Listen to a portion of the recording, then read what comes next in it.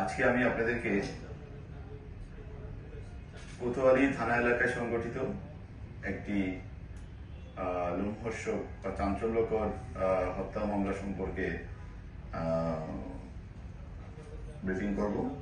এই ব্রিফিং অনুষ্ঠানে আমার সাথে উপস্থিত আছেন লালবাগ ডিভিশনের কোতোয়ালি জোনের সহকারী কমিশনার ফজলুল, যিনি এই ঘটনাটির রহস্য উদ্ঘাটনে সক্রিয় ভূমিকা পালন করেছেন এবং সকল আভিযানিক কার্যক্রমে সম্পৃক্ত ছিলেন। ঘটনাটির সূত্রপাত হয় 6 ডিসেম্বর সকাল 8টার দিকে। ঢাকা মেডিকেল কলেজের যে পুলিশ ফাঁড়ি আছে ওখান থেকে একজন পুলিশ সদস্য আমাদের কোতোয়ালি থানায় ডিউটি অফিসারকে টেলিফোন মারফত জানায় যে ঢাকা মেডিকেল কলেজে একজন প্রাপ্তবয়স্কা মহিলার লাশ আছে এবং সেই লাশটি কোন একজন অজ্ঞাত পরিচিত ব্যক্তি সদরঘাট লঞ্চ টার্মিনাল এলাকা থেকে তাকে হসপিটালে ভর্তি করে এবং হসপিটালে নিয়ে আসার পরে ডাক্তাররা তাকে মৃত ঘোষণা করেন। এই সংবাদের ভিত্তিতে আমরা হসপিটালে যাই। হসপিটালে গিয়ে একটি ঢাকা মেডিকেল কলেজে যাই এবং একটি লাশের যে সকল পুলিশি আনুষ্ঠানিকতা আছে তদন্তে সংশ্লিষ্ট আনুষ্ঠানিকতা সম্পন্ন করি। পুলিশের বিশেষায়িত সংস্থা সিআইডি কে আমরা বিষয়টি জানাই। তারা আসে, তারা বিভিন্ন বায়োলজিক্যাল স্যাম্পল সংগ্রহ করে। ওই সময় যে লাশ বা মৃত ব্যক্তি, ওই লাশের সাথে একটি ছোট বাচ্চা ছিল, আনুমানিক বয়স 7 বছর হবে। এছাড়া আর কাউকে আমরা পাইনি। আমরা তার বায়োলজিক্যাল বিভিন্ন স্যাম্পল পরীক্ষা নিরীক্ষা করে যাচাই বাছাই করে পরবর্তীতে তার পরিচয় শনাক্ত করি। পরিচয় জানা যায় ওই স্যাম্পল অনুযায়ী, বায়োলজিক্যাল স্যাম্পল অনুযায়ী তার পরিচয় জানা যায়। তার নাম মাধুরী বিশ্বাস, তার গ্রামের বাড়ি শ্বশুর বাড়ি খুলনা জেলার তেরোখাদায় এবং বাবার বাড়ি বাগেরহাট জেলার মোল্লাহাট থানা এলাকায়। তার বাবার নাম চিত্তরঞ্জন বিশ্বাস। পরবর্তীতে আমরা তার আত্মীয় স্বজনকে খবর পাঠাই, তারা ঢাকায় আসে। ঢাকায় আসার পরে তারা ওই হত্যা সম্পর্কে কোনো তথ্য আমাদেরকে দিতে পারেনি। গত 17 তারিখ রাত্রে তাকে আমরা ঢাকার পার্শ্ববর্তী একটা জেলা থেকে গ্রেফতার করি। গ্রেফতারের পর তার সাথে আমরা এই বিষয়ে বিস্তারিত কথাবার্তা বলি। কথাবার্তায় জানা যায় এই বিধান দাস, তার বয়স আনুমানিক 25 বছর হবে। সে বালি কাটার যে জাহাজ, ওই জাহাজে কাজ করে এবং তার কোন একজন বন্ধুর কাছ থেকে, সে স্পষ্ট বলতে পারেনি কার কাছ থেকে নাম্বারটা পেয়েছে, একটি ফোন নাম্বার পায়। যে ফোন নাম্বারটি ছিল মাধুরী বিশ্বাসের। তো ওই ফোন নাম্বারটি পাওয়ার পর সে মাধুরী বিশ্বাসের সাথে যোগাযোগ শুরু করে। যোগাযোগের এক পর্যায়ে তাদের সাথে একটি প্রেমের সম্পর্ক তৈরি হয়। প্রেমের সম্পর্ক শুরু হয় এখন থেকে 4 থেকে 5 মাস আনুমানিক আগে এবং এটা ফোনের যোগাযোগ, ফোনে কথাবার্তা এর মধ্যে সীমাবদ্ধ ছিল। এবং এই প্রেমের সূত্র ধরে বিধান দাস বিভিন্ন সময় মাধুরী বিশ্বাসের কাছ থেকে বিভিন্নভাবে টাকা পয়সা নিত। এটা জোর জবরদস্তি করে নিত বিষয়টা তা না। সে বিধান বলেছে সে মাধুরী তাকে বিভিন্ন সময় টাকা দিত তার দাদিকে চিকিৎসার জন্য, কিংবা তার কোনো কাজে লাগলে তাকে দিত। এই পরিমাণগুলো 3000, 2000 এইরকম পরিমাণ আর কি। এবং কয়েকবার সে নিয়েছে, 3-4 বার নিয়েছে এরকম সে বলেছে। সম্পর্কটি যখন এরকম 4-5 মাসে গড়ায়, তখন মাধুরী বিশ্বাসের কাছ থেকে বিধান দাসের উপর একটি চাপ তৈরি হয় তাকে বিয়ে করার জন্য। এদিকে মাধুরী বিশ্বাস বিবাহিতা এবং তার একটি সন্তান আছে। অন্যদিকে বিধান দাস অবিবাহিত এবং তার ফ্যামিলির বড় সন্তান। তাই সে মাধুরী বিশ্বাসের সাথে প্রেমের সম্পর্ক কন্টিনিউ করলেও তাকে বিয়ে করবে এই চাপটি সে নিতে পারছিল না। এক পর্যায়ে অধিকতর চাপ প্রয়োগ করার জন্য মাধুরী বিশ্বাস বরিশালে চলে যায়। বরিশালে গিয়ে বিধান দাসকে বলে যে আমি বরিশালে এসেছি, তুমি আসো আমার সাথে দেখা করো। এবং তার কথায় বিধান দাস বরিশালে আসে এবং বরিশালে এসে তার সাথে দেখা করে এবং তারা বরিশালের একটি স্থানীয় হোটেলে তারা রাত্রি যাপন করে। তখন আমরা তাৎক্ষণিকভাবে আমাদের কোতোয়ালি থানায় তার ভাই বাদী হয়ে একটি অপমৃত্যু মামলা দায়ের করে। কেন এটা কি স্বাভাবিক মৃত্যু না অন্য কোনো হত্যা এই বিষয়টা আমরা কোনো কনক্লুশনে আসতে পারছিলাম না।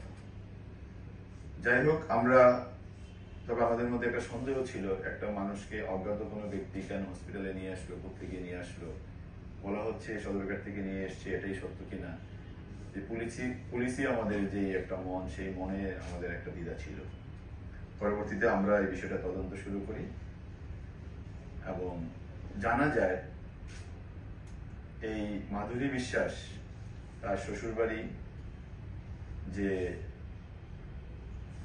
খুলনা 13 এলাকায়, ওখানে বসবাস করতেন তার স্বামীর সাথে।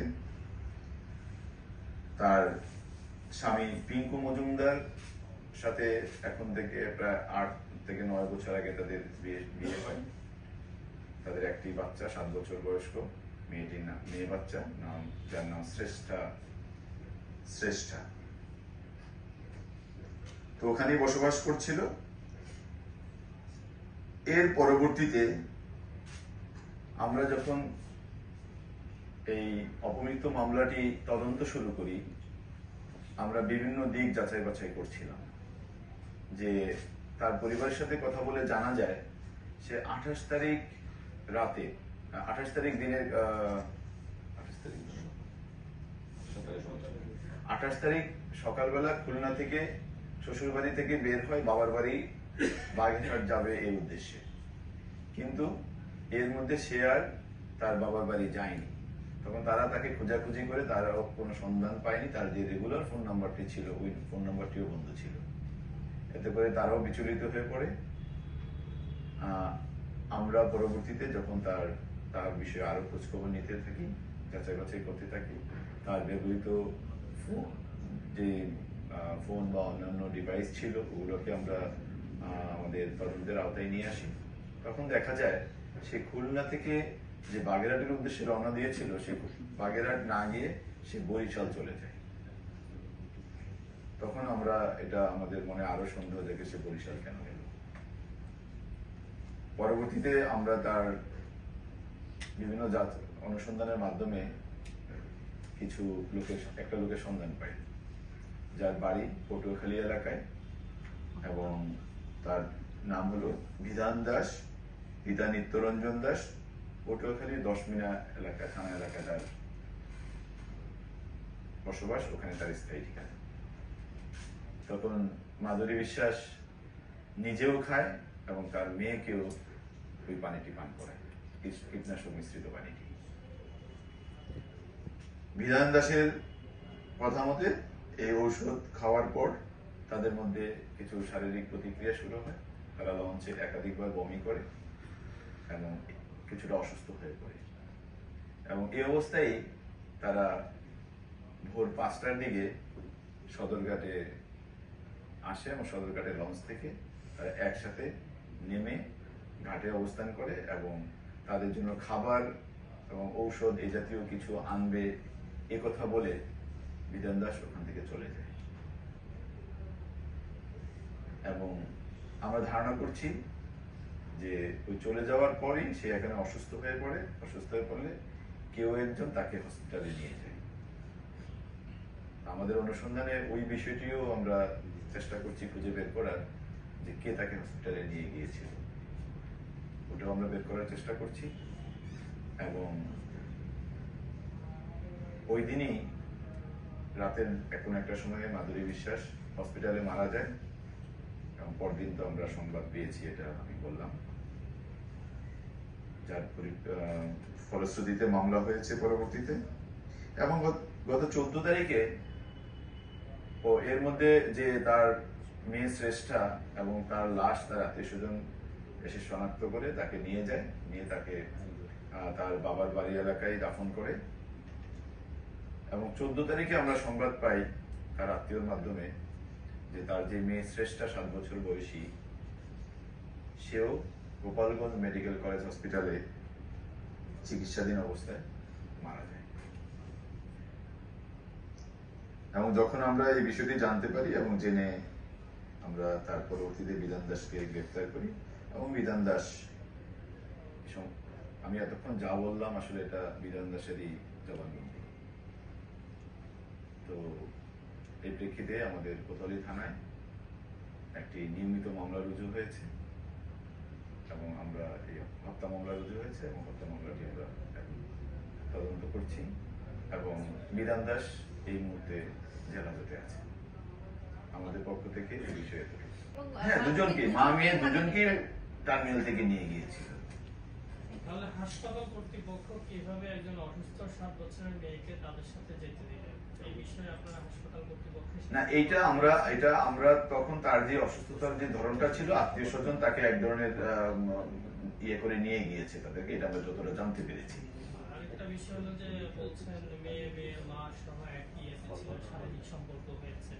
সেক্ষেত্রে যেহেতু মেয়ের 7 বছর বয়স, তার সাথে কি এই ধরনের কোনো ঘটনা ঘটেছে? না, এই ধরনের কোনো কিছু আমরা জানতে পারিনি। এবং বিধানকে আমরা এই বিষয়ে বারবার জিজ্ঞাসা করেছি, সেও এই বিষয়ে তাকে এবং শ্রেষ্ঠাকে সে অনেকটা আদর করত, বা বাবা মেয়ে এই 4-5 মাসে তাদের মধ্যে এরকম সে কিছু কথাবার্তা আমাদেরকে বলেছে যে তারা তাকে মেয়ের মতোই দেখতো, এবং এই বিষয়ে সে কোনো কিছু আমাদেরকে বলেনি বা জানা যায়নি। মেয়েটার বাবা আসলে বেঁচে আছে কিনা, এখন বর্তমানে তার ভূমিকা কি বা পরিচয় কি? মেয়ের সাথে, মাধুরীর সাথে তার হাজবেন্ডের সম্পর্ক কিন্তু এখনো আছে, তারা হাজবেন্ড ওয়াইফ সম্পর্ক এখনো আছে। এবং তারা সর্বশেষ যে 28 তারিখে থেকে খুলনা থেকে তার বাবার বাড়ির উদ্দেশ্যে গেল, তখন কিন্তু তার হাজবেন্ডের বাড়ি থেকেই সে রওনা দিয়েছে মেয়েকে নিয়ে, মেয়েকে নিয়ে সে রওনা দিয়েছে বাবার বাড়িতে যাবে বলে। এবং তার যে হাজবেন্ড পিঙ্কু মজুমদার, সে কিন্তু এই যে দ্বিতীয় যে মামলাটা হয়েছে, হত্যা মামলাটা, এই মামলার বাদীও হয়েছে। মামলা তো অপমৃত্যু মামলা প্রথমে হয়েছে, পরবর্তীতে হত্যা মামলা হয়েছে। এইরকম স্পষ্ট কিছু আমরা এখনো জানতে পারিনি। বিষয়টা আমি একটু স্পষ্ট করে বলেছি শুরু থেকেই, অপমৃত্যু মামলাটা যখন হয়েছে তখন আমরা একটা অ্যাঙ্গেলে আমরা এটা তদন্ত করেছি। এখন এটা হত্যা মামলা, তখন আমরা এই বিষয়ে এখন আমরা অনেক কিছু আরেকটু। স্বামীর প্রতিক্রিয়া, তাদের মধ্যে তেমন কোনো কিছু জানা যায়নি। স্বামীর তাৎক্ষণিক প্রতিক্রিয়া যেটা বলেছে, না আমাদের সাথে এমন কোনো কিছু ছিল না যেটা সে চলে যেতে পারে বা এরকম কিছু ছিল। বিধানের সঙ্গে যে প্রেমের সম্পর্ক গড়ে উঠেছিল, তার হাতে কে জানতো? এটা সে আমাদেরকে কিছু সে জানতো। এবং এটা হলো ইন্টারেস্টিং, আমি তো বলেছি আমার ব্রিফিং এ যে তারা সে যখন খুলনা থেকে বরিশাল চলে যাবে তো বাগেরহাটে, সে না যে বরিশাল চলে যায়, তখন তার যে রেগুলার ফোন নাম্বার, সেই ফোনটাও সে বন্ধ রেখেছে।